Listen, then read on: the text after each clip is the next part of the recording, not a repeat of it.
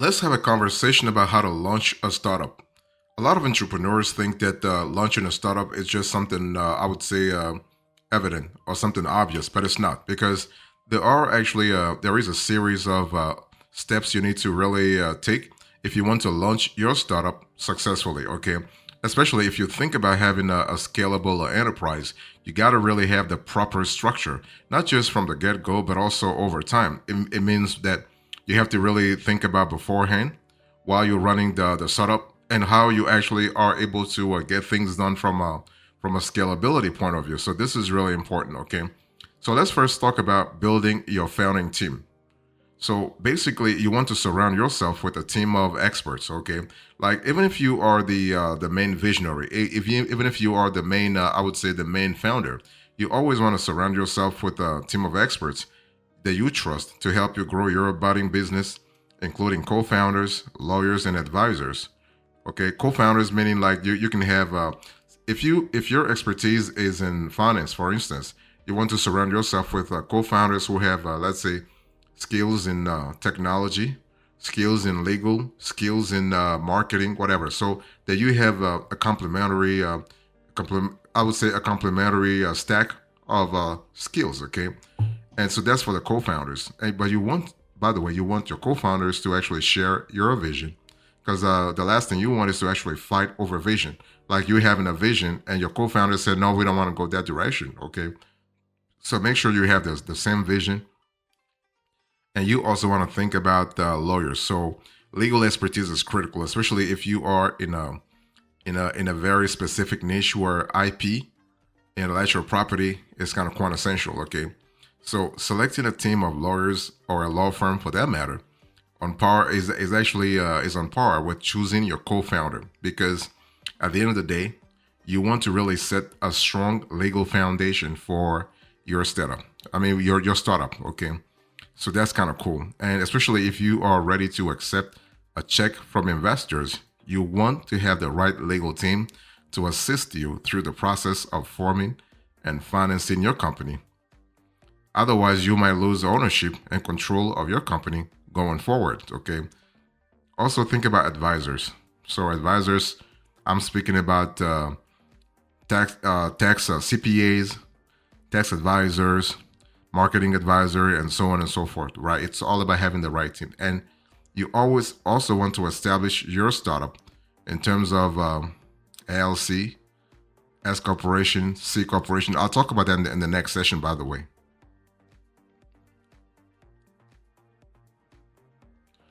So, what I was telling you a few seconds ago is that you have to choose the right business structure. So, if you want to launch a startup, once you have the right team around you, team in terms of co founders, team in terms of lawyers, team in terms of advisors, you need to think about incorporating. Now, incorporating actually is something that people like experts say to say you have to form your company.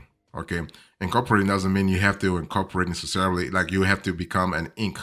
No, you have to become a corporation. No, it just means that you are forming your company legally and officially. So you can choose to be an LLC, you can choose to be a corporation, you can choose to be an LLP.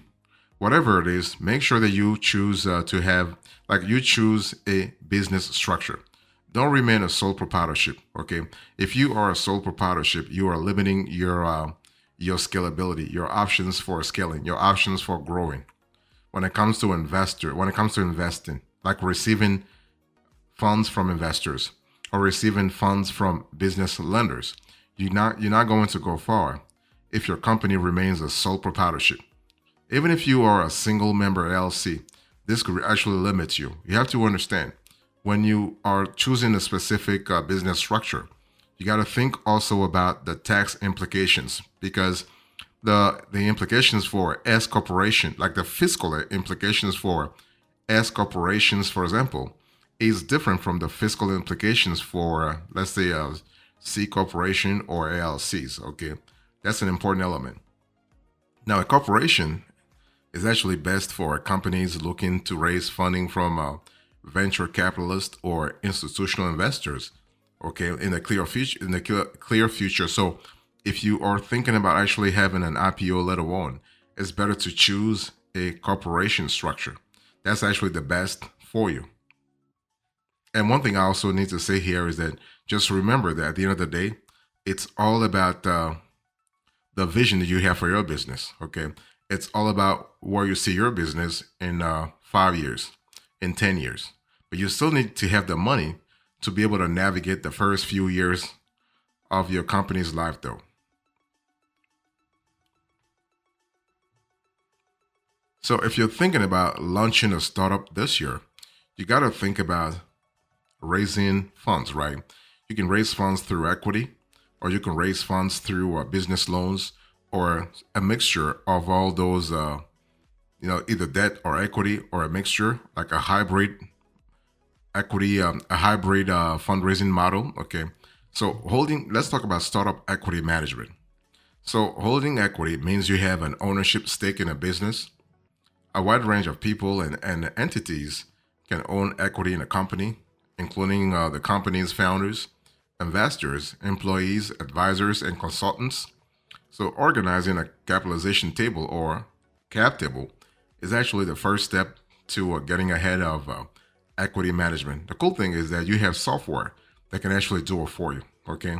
So, a cap table actually is a document like a spreadsheet or a table that details who has ownership in a company. So, it will say, for instance, investor X has 45%, investor Y has 20%, investor Z has 10%, blah blah blah. So it's pretty detailed, okay?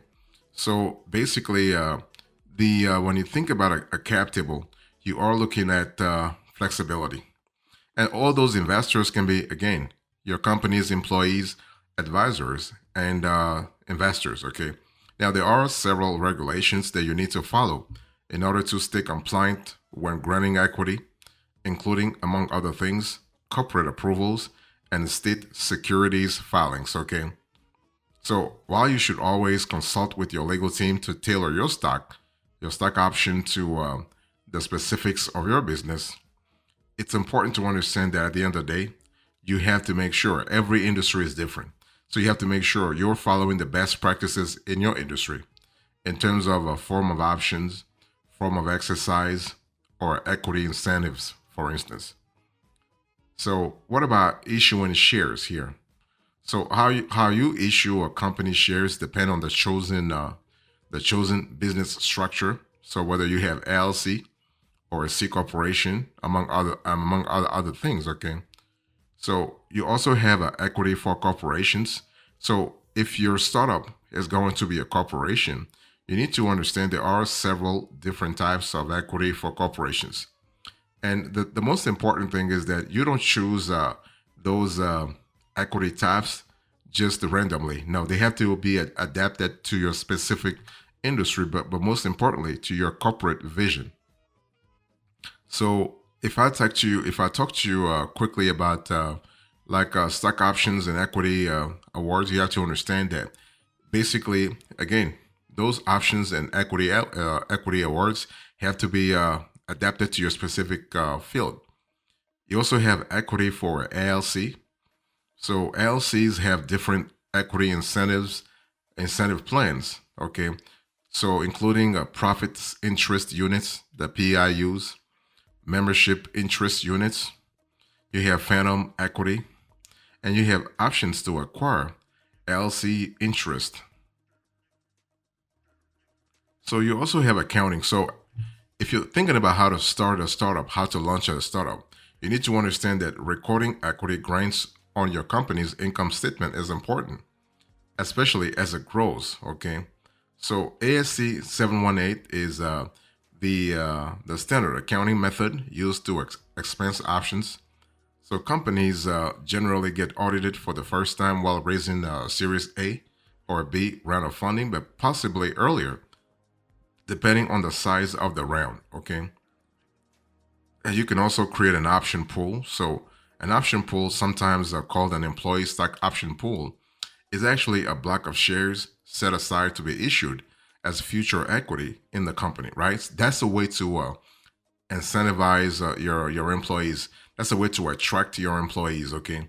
the best, at least the best one. So, but an option pool is not only for employees, it houses future equity you can issue to advisors and other service providers. So you want to calculate the value of your employee stock option pool for future hires. And if you are trying to launch a startup this year, you also need to think about valuing your company. Okay, so if you want to manage your so about that, if you want to manage your company's equity and keep track of what shares are worth for each holder, you want to know the valuation of your company, which is basically an evaluation, okay, of the worth of your company at any given time. And you can actually use several strategies to actually value your company. You can do a pre-money valuation. You can do post-money valuation. You can do the preferred price valuation and the internal rate of return. So if I speak about pre-money valuation, this is based on the terms of a deal being offered by an investor. And basically, this valuation states the value of your company, not including the investment amount itself. It helps determine the ownership stake that investors will receive in exchange for investing in your startup. You also have a post-money valuation. So this is the value of your company after it has received a round of funding, and it's also based on an investor's deal terms. It's calculated by adding the new investment value to the pre-money valuation of the company. So this is pretty good. You have several ways of valuing a company.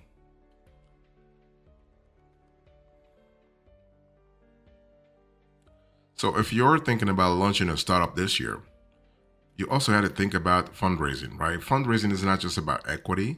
You have debt, you have hybrid investors, okay? So now the thing is, round of fundraising follow certain naming conventions, like pre-seed comes before a seed, which comes before a Series A, which is followed by a Series B, and then down the alphabet, okay? These stages also functionally describe how mature the company is and can give investors an idea about how much financial risk they'll be taking on, actually. So, as an early stage startup founder, it's normal to want to accept funding whenever you can find it, right? But the true value of an investment, however, often comes from your relationships with the investors you choose to work with, right? It's all about their networks, because the partners you bring into your business and the tenor of the relationships you build with them are more often, they're often more important than the name recognition of the venture capital firms they work for. Okay, so that's really cool from a flexibility point of view. Now let's talk about the types of investors you can really think about.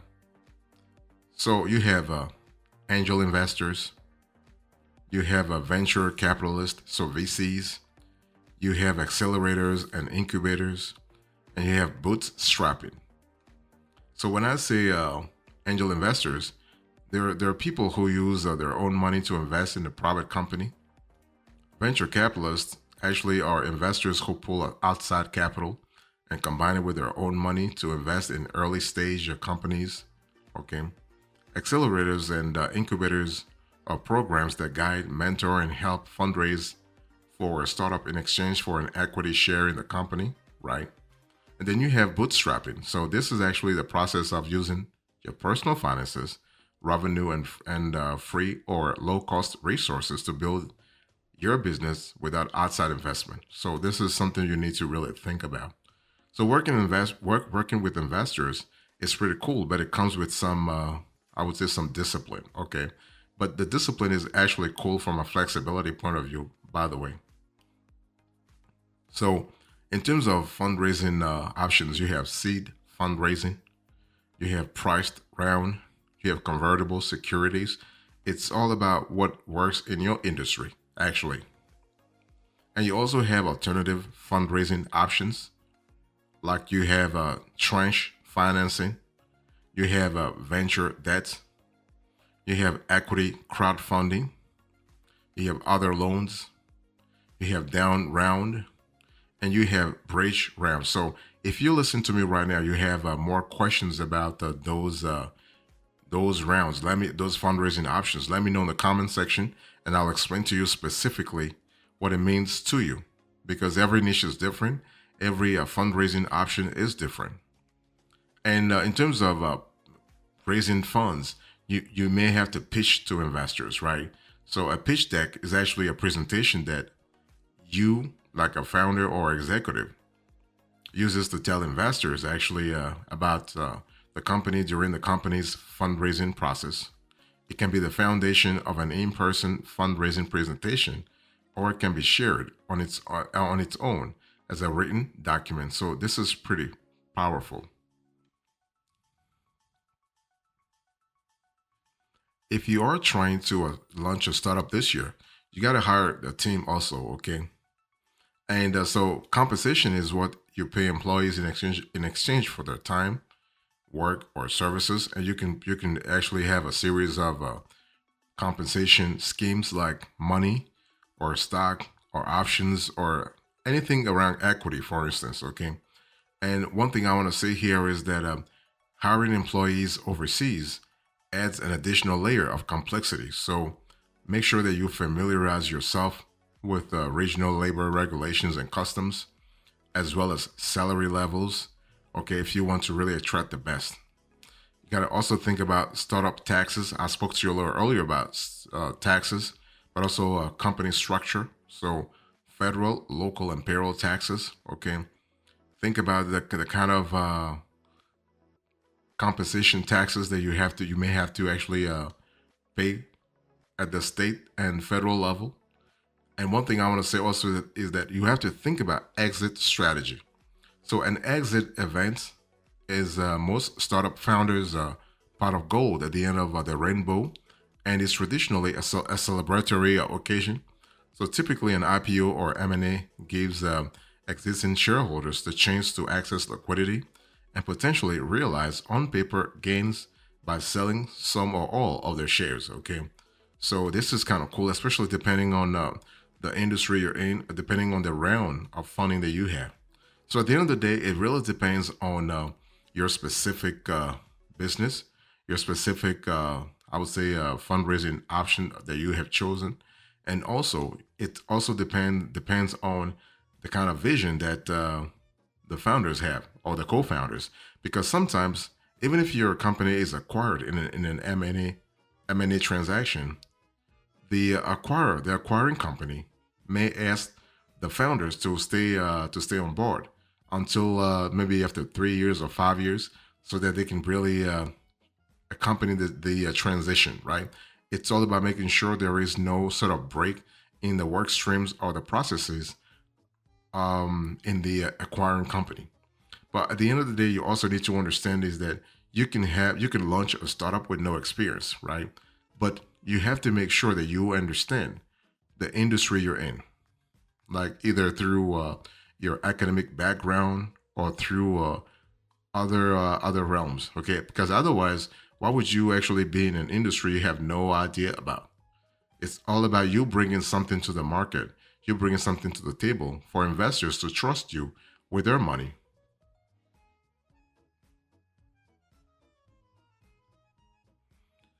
So, as a coda into this conversation, I spoke to you about how to launch a startup. I gave you a bird's eye view of the whole process, from building a founding team to choosing a business structure to actually managing equity, okay, to thinking about the fundraising process, also reaching out to investors. Thank you so much. God bless you. I will see you next time. Until then, remember, stay marvelous.